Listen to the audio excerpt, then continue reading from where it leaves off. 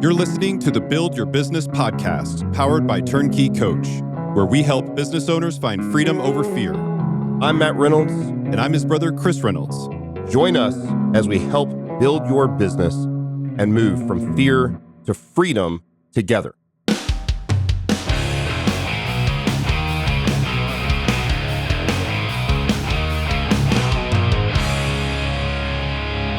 You're listening to the Build Your Business podcast with your co-hosts, Matt and Chris Reynolds. I'm Matt. He's Chris. Hey, man. Welcome to the show.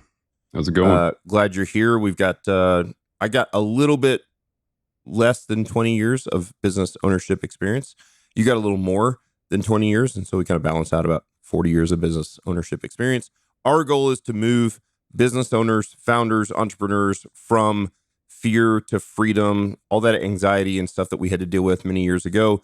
When there wasn't something like that, we try to walk through with the listener, who is primarily a business owner, on how to navigate that craziness and the anxiety of that world. And so wanted to dive in directly today into both of us now own fully remote online businesses. We used to own fully in-person businesses.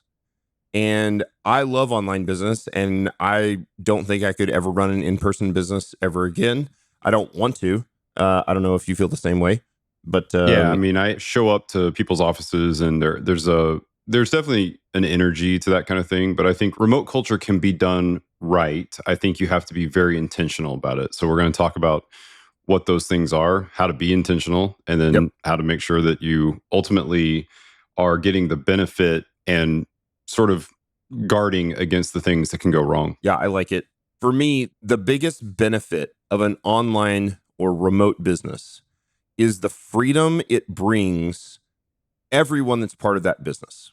Yep. And the everyone, as a side note, is literally meaning everyone in the whole world that could potentially work at that business. Yeah. I live in Springfield, Missouri. You live in Boston. There's a lot more talent in Boston than there is in Springfield, Missouri. Not knocking Springfield, Missouri. We got some talent here. Totally cool. But the reality is that for people who work for my business, I now have access to the entire world of excellent skill set based workers who can work for me. And all of those people can work on their own schedule, on their own timeline. They're not locked into a location or a schedule. I'm not locked into a location or schedule. I travel all the time for business. You travel all the time for business. Because we're not constantly forced to check in, to clock in at the office, the number one reason for me why online is better in person is freedom. It's freedom for everybody. Yeah. Everybody is more free. Yep. Yeah. So that point is definitely correct. We did the same thing in our first company where we started with an office because the world just hadn't done this thing yet. And we transitioned extremely early to a fully remote company. And what really enabled that for us, we were, I think, one of the earliest adopters of Slack. Everybody uses Slack now, but we used Slack when it was literally brand new. When it was released, we used Slack.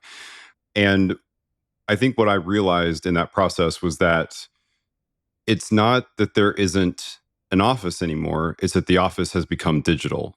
Correct. So I think this is confusing to a lot of people who think like, oh, how could you possibly keep a finger on the pulse of what's going on in your company if you don't, you can't walk around the office?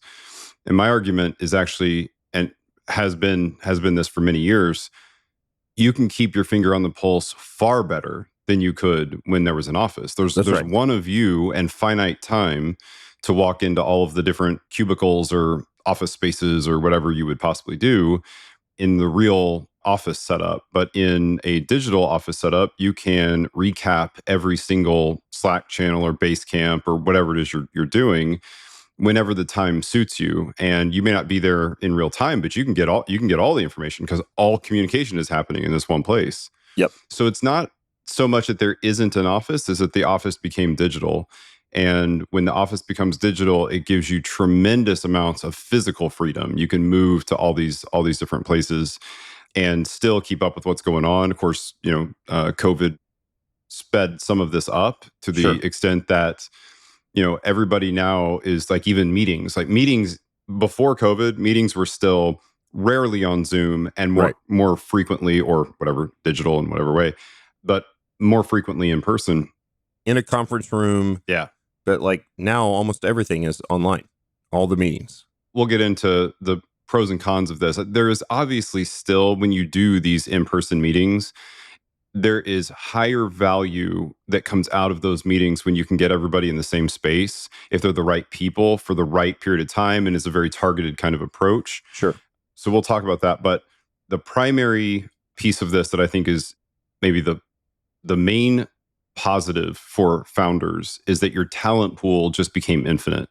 Right. You can essentially pick off great talent as either, international contractors or people in any place in the United States, and they will work for you in the same way that they would have worked if they were in a physical office, except, you'll be doing a lot of Zoom calls and chatting over Slack. So let's talk about, like, when you think about how you hire for this, it actually shifts a bit as well. So I think the thing that is the easiest to hit on here is just that as a founder, you are, by your very nature, you are highly driven. You don't need someone to tell you, wake up this morning and do this list of things, right? Like initiative. And you have initiative and ambition, but you cannot expect that out of everyone that is in your business. That's correct. And the extent to which you might have allowed less of that even in an in-office environment, because you're staring at people, and when you come in, they're like, "Ooh, I got to do something. The boss is coming," that kind of thing. Yep. That's gone. So basically, your employees that you hire in a remote first company have, you should always imagine that they have Netflix, PS5, they have all the things that are competing for their attention. Yep. We live now at this point in the greatest commodity is attention. We are all fighting for the attention of the client, the employee, the everybody. Like, it's the attention economy. That's what we live in. The most limited thing that you can get, is attention, because there's only a finite amount of it and everybody's competing for it. So that's right. What you have to do is you have to hire with this idea in mind. Is this person the kind of person who can be sitting directly in front of a TV that's off and go, I'm going to sit down and focus on my work now, because that's the most important thing that needs to get done. And I'm not going to turn on Netflix and start watching a show, right. Even though I can kind of do that and in the background do some work. That person will be horribly ineffective at their job. And you'll know it like really early. This is one of the reasons also we do things like game plans, so that we can actually hold people accountable for the work they're doing. But the way that you hold people accountable, and the fact that you need to have systems in place and SOPs in place to hold people accountable for their deliverables and less so their time, right? It's kind of a big shift, becomes really, really critical. Yeah, you just stole my next point. So I'll just tack on to that, is that in person, often pay is equated with the number of hours worked. And it's often also this sort of unwritten rule of a visual scan of the CEO or head of HR or whatever. So if everybody's in cubicles and you scan and everybody's working, you're like, yeah, they're all working. Probably not, right? Yeah, wasn't true in the past either. I couldn't care less how many hours my employees work. That's not entirely true, because if they're working 150 hours a week, that's a problem. And if they're working 6 hours a week, that's a problem. But in general, if they're in somewhere in the middle of the bell curve, we are paying and giving incentives and commission and all that stuff based on output. Yeah. Not on hours worked. And to come back to your point about Slack, we track this. And if some of my staff, especially my 1099s, hear this, they may not know that we do this. We track your engagement on Slack, on Basecamp. We know who's engaged and who's not. Yeah. And that's part of the output. Like, are they part of the team? Whereas that's not the same thing as like the guy that makes all the funny jokes at the water cooler and whatever in the office in the cubicle always looks like they're working. It's like the movie Office Space. When they call him in and he's like, I think I probably don't do more than 15 minutes of real work, and he in any given week. You're like, okay. So online, the pay has to be based on output, which means there has to be clear responsibilities and expectations of the output for every single employee, every single like contractor that you're working with. This is the expected output. And when you hit these milestones based on output, you'll get paid this. And sometimes you'll get paid bonuses or commission or whatever. But like, we don't care when you work in general. Right now, there are some companies that want to have certain office hours so that we can have, like, obviously there's certain meetings that we have, and then we've got people from all different time zones, and everyone is expected, whoever is on that specific team, to be on that team meeting, whether it is 6 a.m. in the morning or 10 p.m. at night, some guy in India or somebody, in Alaska, we need to be on the team meeting. But outside of that, it's really about output. Yeah. It's really about finding great talent, which is now the entire world, and making sure they're aware of the output that is expected. And coming back to the final point that you said is you've got to hire well. You hire slowly and fire quickly. Yeah. Based on the personality of the person. Are they a culture fit? Will they take initiative and ambition? Because when you work from home, you get all the freedom advantage. There's no commute. You don't have to clock in. You don't have to clock out. You just have output work that has to be done. Is this the kind of person who will get that output done? And what I'm really looking for is somebody who actually goes above and beyond and does even a little more than what is actually expected of them, or sometimes a lot more, which leads to a promotion. And so these are major differences between in-person and online. Yeah, I think one of the things that you're really keeping an eye out for, I think about this almost like two different types of people in terms of their drive and ambition. And it's, the people that are very low on that spectrum are going to struggle with, on the low end of, the number of hours they're working and how engaged they are inside of the digital office and all of that. The other end of that spectrum probably leads us to the next topic, which is that you can't, if you are highly driven and there's a tremendous amount to do, and there's always, all businesses have what is essentially an infinity to do. It's not like the list stops at some point. You can continue to grow the organization. Sure. And so when you have that freedom to work whenever you want, you also don't have a lot of built-in boundaries. Right. And so there is this whole idea, in the past where, you can do kind of whatever you want until 8 a.m. or 9 a.m. You check in, it's all the Fred Flintstone stuff, right? Like you go in and you just do normal hours. When you clock out, you're done. You walk out and the day's over. That does not exist anymore in this culture, and it can be dangerous in and of itself. And this is, by the way, to rabbit trail a little bit. Have you watched Severance at all? Oh, yeah. Yeah. This is why this show is so intriguing. Yeah, for sure. Because in the show, you get on the elevator, and this is not giving away anything. You learn this in the first few minutes of the first episode. So you get on the elevator, and you are your work self. Yeah. And you work the day, and then you clock out at 5 or 5:15 or 5:30, whenever they tell you to. And you get on the elevator, and as the elevator goes down, you become your outside world version of you. And those two things are completely severed. Obviously, that's not realism. That's fantasy still, for some time until Neuralink is able to do that. But there are still a lot of people that like clock in at the factory job and clock out at the factory job, and then like go drink the beer and then hang out with the family and the kids and watch Netflix at night and never think about the job again until they clock back in the next day. Let me be clear.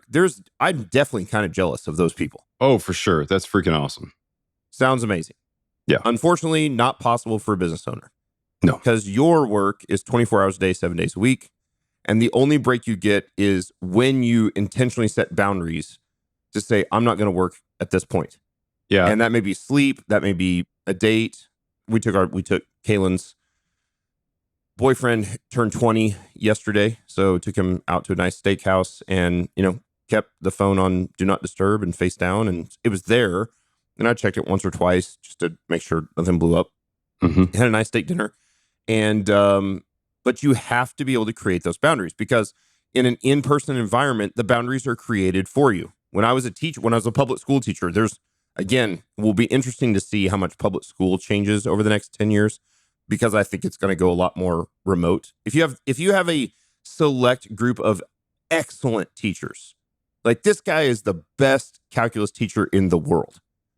That guy should not be in a specific town in America and only available to 200 kids a day throughout 8 periods. So when I was a teacher, the boundaries were when the bells ring. Bell rings, class starts. Bell rings, class is off. 5-minute break, bell rings, class is on. Those boundaries are created. When you're online or remote, you have to create those boundaries. You have to decide. And as a worker, there is still often a finite amount of work to do. But as an owner or founder, there's an infinite amount of work to do, which means you have to make the call every day when I'm going to stop working. Yeah. When I'm going to become dad, husband, family man, whatever, and turn off the work and turn on the rest of my life.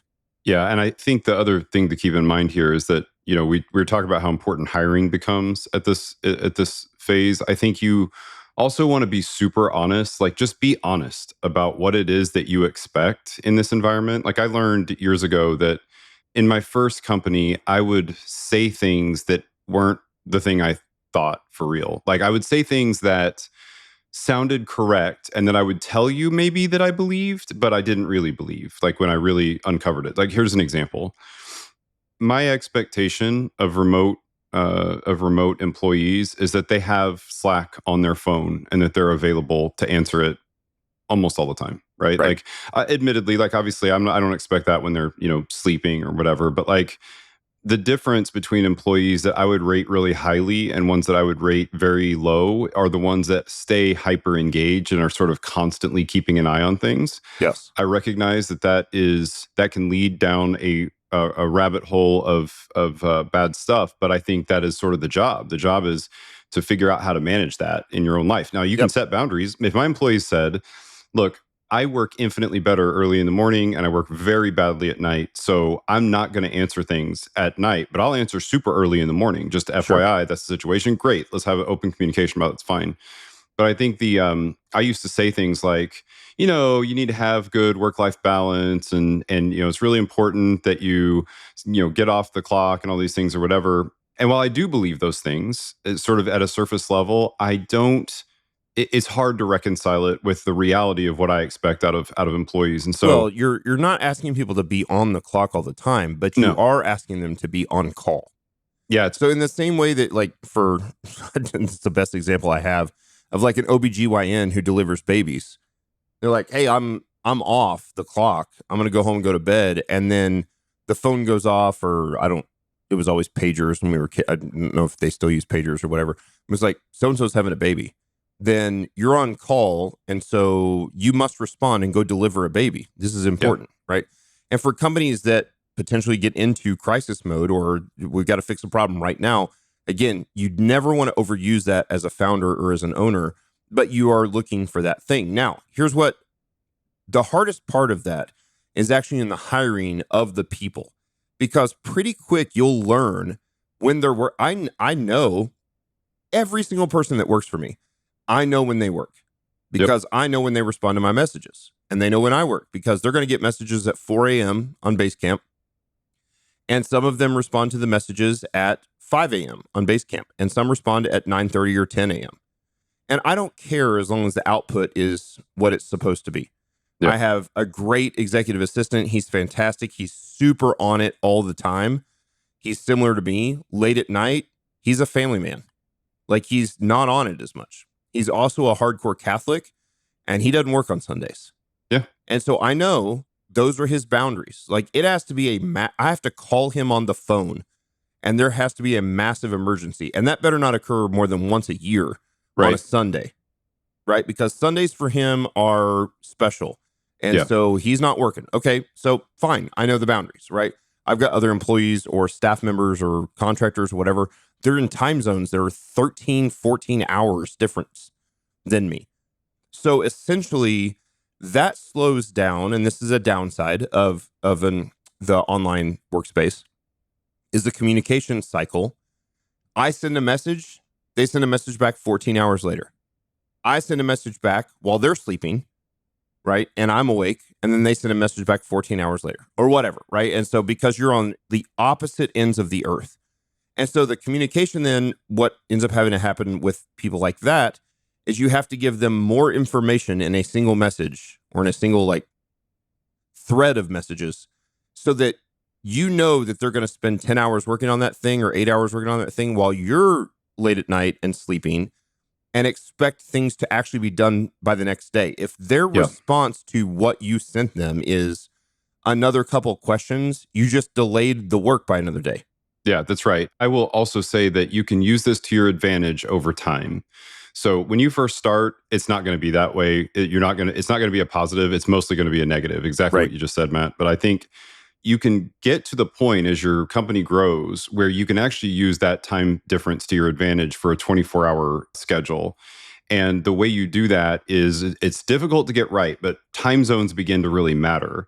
So you do things like there's a time zone that's actually pretty hard to cover for most companies in the United States, and that is the time zone that is roughly covering 4 p.m. Eastern time until about 1 a.m. Eastern time. Right. That time zone is a hard one to find, but it exists in Australia. Yeah. And so if you get a good set of Australian employees that are working for you, again, as international contractors, but you can basically say, look, the time zone we need coverage for is this time zone. And this, for a guy like me that's an early morning person, and by 4 p.m., I'd really like to be 4 p.m. Eastern time. I'd like to be clocking out because I started at 3 a.m. Right. It's a long ass day. And so what I'm looking for is how do I utilize that person in Australia to get things done? And the answer to that is I cannot be the one communicating the messages to that person. You need a layer of management that's above that general area that has crossover in time and can see, sort of like an everyday event where you do this handoff and you say, 30 minutes of brain dump to somebody who's going to be like, got it. All right, we're going to take the baton and go do this next thing and keep things going through the night. It's hard to run. So just FYI, it's difficult. Things get lost in translation. There's some communication needs to be freaking on point if you're going to do this. But it can become an advantage over time. Doesn't have to be a disadvantage, but at the beginning, it probably is a disadvantage. So just and to be clear, why is it an advantage? Well, it's an advantage because there is nothing that feels better in business than when you go to bed and then you wake up the next morning and shit got done. That's right. And the business advanced without you. And whether that's while you sleep or whether that's while you're on vacation or whatever the thing is, that's the advantage of the time zone, having potential contractors and employees spread out across multiple time zones. It's like the factories that work 3 shifts. Yeah. We just don't specifically identify when those shifts are because we still want everyone that works for us to have the freedom to work when they want. Yet they know, and we know when their work set is, that all hours are essentially covered. So customer service, at any point, someone can get a hold of customer service for Barbell Logic any hour of any day. Andrew Jackson, our COO, his executive assistant lives in Scotland. That's 6 hours ahead of me, but it's 8 hours ahead of Andrew. They do a stand-up, which is first thing in the morning for Andrew, but it's sort of at the end of the day for Mac. And they've worked it, and they're awesome. It's a perfect handoff. So Mac's like, I got all this done today, and I'm ready to shut down and like go eat dinner with my family, and you're good to go. And then by the time Andrew wakes up the next morning, he has a complete schedule for the next morning. And here's all the stuff that got done by Mac, and it works awesome. And so, again, for me, for Dan is 1 hour. He's East Coast time. I'm Central time. So he's 1 hour ahead of me. Dan is an early morning guy, just like me. I don't think he's a 3 a.m. guy like me. He's more like a 4 or 5 a.m. But that's perfect because they line up. And so I want to work I don't actually want the 8 hour separation. I want the same hours that I'm working to be the same hours that my EA is working as well, so that we can quickly, communicate back and forth. So that depends on personality as well. But yes, you can absolutely use the time zones. In the beginning, they will feel like a pain in the butt. Mm-hmm. But if done well, there is a time, man, I can remember these time periods in this business as well as even my previous business where when you don't do the work, but the work still gets done. And then it just comes, email is emailed to you, or if it's in person, it comes across your desk.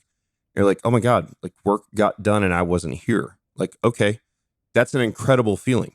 I'll give you a real quick story on that one, and that'll be a decent probably recap for us to. We can recap at the end of that, and then maybe tie it up. So like, we just delivered a project for a customer that was in the, I'll say, they're in the oil and gas space. Okay. And what they do is they manage refineries across the United States.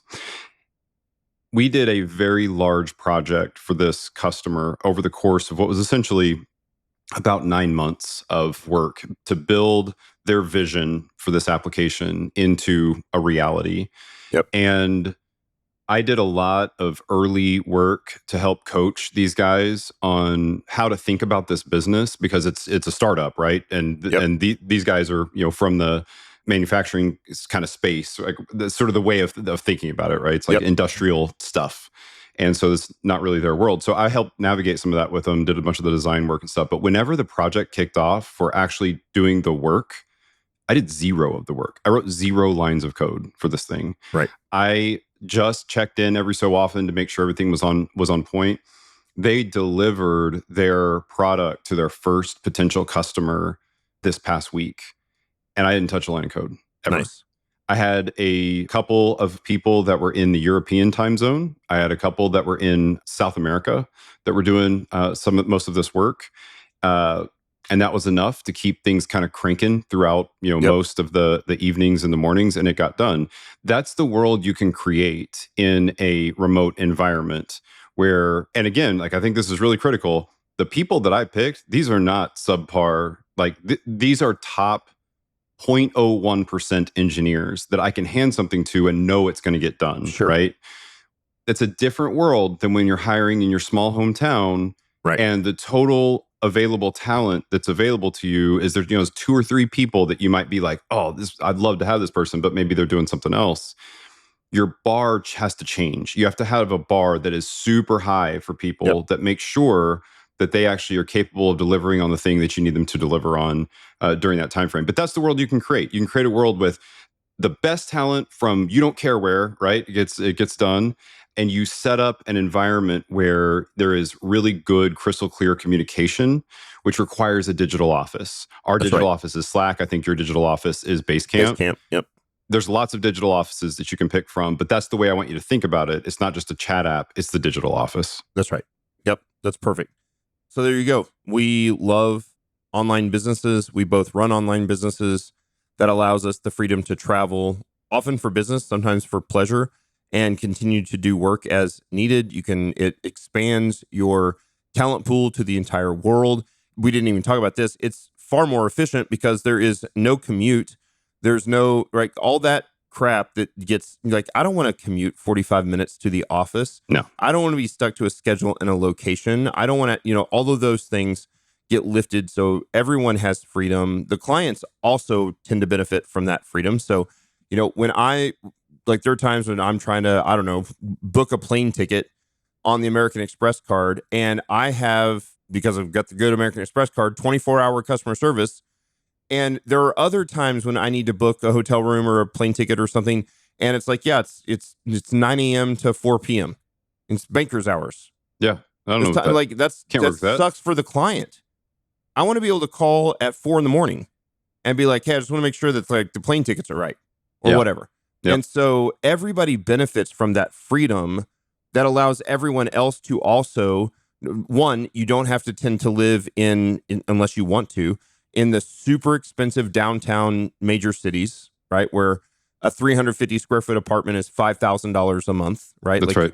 We watched during COVID how many of our coaches and staff moved out of the cities and into the suburbs or even into rural areas because of how much cheaper it was to live, and they could just continue to do their work.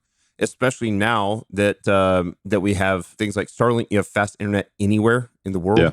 Like all of that can be done. So there's a tremendous amount of freedom, tremendous amount of efficiency. You can make way more money. You can often work with way more people. And I'm not talking about your staff. Yes, your staff, but I mean, you can probably take on way more clients. Yeah. So whether you are an engineer or developer, you would have to commute into the company that's hiring you, sit at the conference room, see what they need, you can actually like exponentially increase the amount of work that you do. If you're a strength coach, and this is what we've tried to do at Turnkey Coach, you don't have to work with 12 or 13 or 15 clients. You can work with 100 clients on 1/5 the time.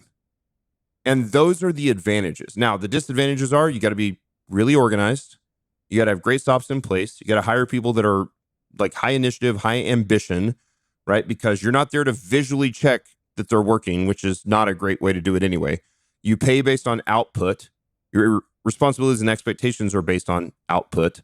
And those are the things that cause, and then just know like communication is a little harder because you can't just walk down the hallway and go talk to your COO.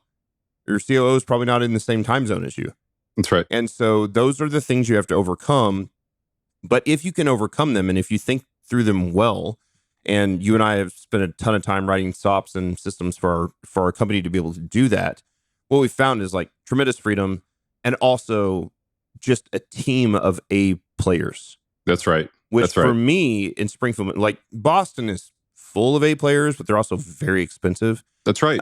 Yep. In Springfield, Missouri, and again, I'm not knocking Springfield, Missouri, but like there's not a lot of A players.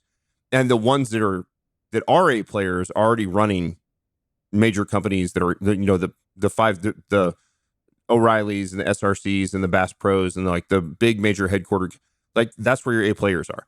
And so it's very competitive to try to get an A player in in the Ozarks when you're trying to hire specifically someone in the Ozarks.